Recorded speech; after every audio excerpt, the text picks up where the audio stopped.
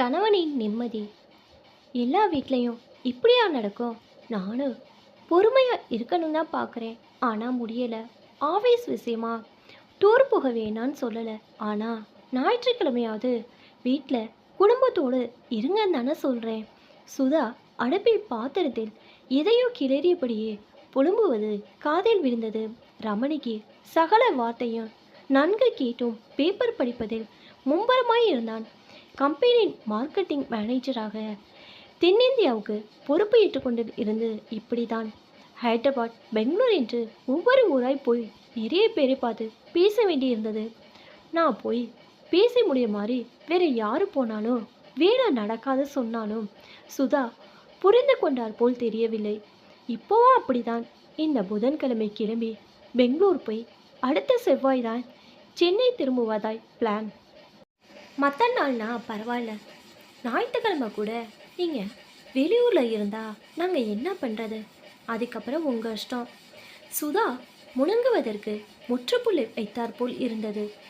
கல்யாணமாகி 10 வருஷ இல்லறத்தில் நிகில்னு 7 வயசில் ஒரு பையனும் சுமான்னு 3 வயசில் ஒரு பொண்ணும் பிறந்தது. ஏதோ இப்போதான் நடந்த மாதிரி இருந்தது ரமணிக்கு. இவ ஏந்தா இப்போ கல்யாணமான ஜோடி மாதிரி வீட்டில் ஞாயிற்றுக்கிழமையானா கட்டாயமா இருக்கிறாங்களோ? ரமணி பேப்பர் படித்து விட்டு ஆஃபீஸ் போக இருந்தான். சென்ட்ரலின் கூட்டத்தில் ரமணி நீந்தி ஒரு வழியாய் பிருந்தாவனில் ஏறி உட்கார்ந்தவுடனே சுதா சொன்னது ஞாபகம் வந்தது. மேலாக ஸ்வெட்டர் வச்சிருக்கேன், ட்ரெயினில் குளிராக இருந்தா போட்டுக்கங்க. பேப்பர் பையனும் பிஸ்கட் ட்ரேயும் ஜன்னல் வழியே தெரிந்தன. என்னதான் பிளேனில் பறந்து சீக்கிரமாக போனாலும் ரயில் பயணங்கிறது ஒரு ரம்யமான சுகம்தான். ரமணி மனதில் நினைத்து கொண்டான். ரயில் மெதுவாக வேகம் எடுக்க தொடங்கியது. அடக்கடவுளே, ஸ்வெட்டர் மறந்துட்டே போல் இருக்கே.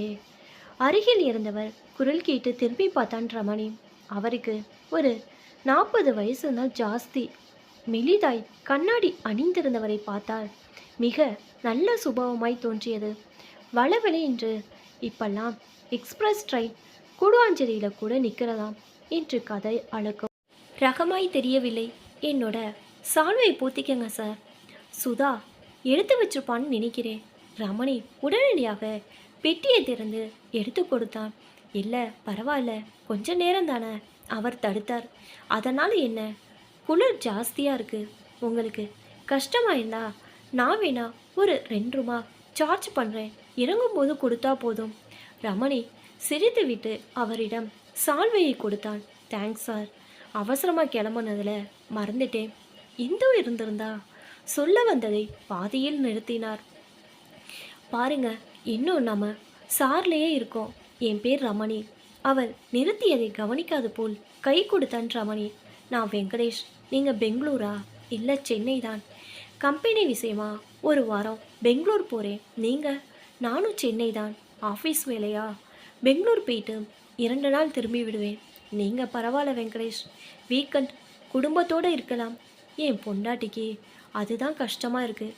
வாரத்தில் கிடைக்கிறது 1 நாள், அதுலேயும் நீங்கள் ஒரு ஊரில், நானும் குழந்தைகளும் ஒரு ஊர்லன்னா புலம்புறா. ரமணி சொன்னான். அவங்க சொல்கிறதும் சரிதான் ரமணி. எங்கே வெளியில் போனாலும் ஒரு நாளாவது குடும்பத்தோடு சேர்ந்து சிரித்து பேசி ஒன்றா சாப்பிட்ற சுகமே தனி. என்ன வெங்கடேஷ் பண்ணுறது? பிஸ்னஸ் விஷயமா யாரையாவது பார்த்தா சனி ஞாயிறில் தான் லஞ்சு டின்னர்னு ஒன்றா வெளியில் போக வேண்டியிருக்கு. அப்போ தான் வேலை முடியுது. இல்லை ரமணி, நான் அதுக்காக எல்லாம் சனி ஞாயிறும் வீட்டில் இருங்கன்னு சொல்லலை. ஆனால் இந்த மாதிரி டூரிங் பண்ணுற எல்லோரும் ஒரு நிமிஷம் நம்ம குடும்பத்தோட குவாலிட்டி டைம் ஒன்று செலவு பண்ணி எவ்வளோ நாள் ஆகுதுன்னு அப்பப்போ யோசிக்கிறது நல்லது. ஏன்னா சம்பாதிக்கிறதே மனைவி குழந்தைகள்னு சந்தோஷமாக இருக்கதான். தெளிவாக பேசுகிறீங்க நீங்கள். உங்கள் ஃபேமிலி மெம்பர்ஸ் கொடுத்து வச்சவங்க தான். இல்லை ரமணி, என் குடும்பத்தில் உள்ளவங்க கொடுத்து வச்சவங்க இல்லை. ஏன் அப்படி சொல்கிறீங்க நீங்கள்? ரமணி திகைத்தான். ஒரு பெரும் மூச்சுடன் தொடங்கினான் வெங்கடேஷ். என்னோடது ரொம்ப அழகான குடும்பம் ரமணி. என் மனைவி இந்துமதி, குழந்தைகள் வருண், சுலக்ஷனா ரொம்ப சந்தோஷமாக இருந்தோம். அப்பா அம்மா பார்த்து வச்ச கல்யாணம் தானாலும் ஒருத்தரை ஒருத்தரை நல்லா புரிஞ்சுக்கிட்டு வாழ்ந்தோம் ரமணி. நானும் இந்து மாதிரி டூரெல்லாம் போயிட்டு வருவேன். எத்தனையோ ஞாயிற்றுக்கிழமைல நான் வெளியூரில் இருந்திருக்கிறேன். ஒரு வருஷம் முன்னாடியே செகேந்திராபாத் ஒரு மீட்டிங்குன்னு 4 நாள் தங்க வேண்டியதாக போச்சு. வெங்கடேஷ் தொடர்ந்தார். இந்துக்கு இது வரைக்கும் 1-2 தடவை காய்ச்சல்னு தான் நான் டாக்டர்கிட்ட கூட்டிகிட்டு போயிருக்கேன். எங்கள் 2 குழந்தைகள் கூட நார்மல் டெலிவரி தான். ரமணி மனதிற்குள் கவலைப்பட தொடங்கினான். அவள் ரொம்ப ஆக்டிவாக இருப்பா. அந்த சண்டே குழந்தைகள் 2 பேரும் வீட்டுக்கு வெளியில் விளையாடிக்கிட்டு இருந்தாங்க. சாயங்காலம் 4 மணிக்கு அவங்களுக்கு டிஃபன் பண்ணி கொடுத்துருக்குறா. 5 மணிக்கு வருண் தண்ணி குடிக்க வந்து பார்த்தப்ப இந்து படுக்கையில் படுத்துட்டு இருந்ததை பார்த்துருக்குறான். அம்மாண்டு கூப்பிட்டு பதில் இல்லாமல் போனதுனால கிட்டக்க வந்து பார்த்து உடம்பு சிலு சிலுன்னு இருக்கிறத பார்த்து கத்தியிருக்கிறான். பக்கத்து வீட்டில் இருக்கிறவங்க டாக்டரை கூப்பிட்டு பார்க்க சொல்லும்போது எதுவுமே மிச்சமில்லை ரமணி. ரமணிக்கு இதயம் கணக்க தொடங்கியது. நான் விஷயம் தெரிஞ்சு வீட்டுக்கு போனப்ப அவளை தரையில் படுக்க வச்சிருந்ததும் குழந்தைங்க 2 ஒரு பக்கம் அழுதுகிட்டு நின்னதும் என்னால் மறக்கவே முடியாது. எப்படி வெங்கடேஷ் நடந்தது இது? உடம்புல உள்ள இரத்தமெல்லாம் மூளை பக்கமாக திசை திரும்பி ஓடும்போது அந்த ப்ரெஷர் தாங்க முடியாமல் இரத்த நாளங்கள் வெடிச்சிருக்கு. டாக்டர் இதை 1 in a million கேஸுன்னு சொன்னார். எல்லாமே ஒரு 5 நிமிஷத்தில் முடிஞ்சிருச்சு. ஒருவேளை நான் அவள் பக்கத்தில் இருந்து தண்ணி கொடுத்து உடனே டாக்டரை கூப்பிட்டுருந்தா அவளை காப்பாற்றிக்கலாமோ என்னவோ. இன்னைக்கு என் பொண்ணு அம்மா இல்லாமல் தானே தலைவாரி பின்னிக்கிட்டு ஸ்கூல் போகிறத பார்த்தா இப்படி ஊராக போய் சம்பாரிச்சு என்னத்தை சேர்த்தோன்னு தோணுது ரமணி. வீடு குழந்தைகளின் இருந்த என் பொண்டாட்டியோட சாவுக்கு நான் தான் காரணமாயிட்டேன்னு மனசில் ஏதோ ஒன்று அரிச்சுக்கிட்டே இருக்கு.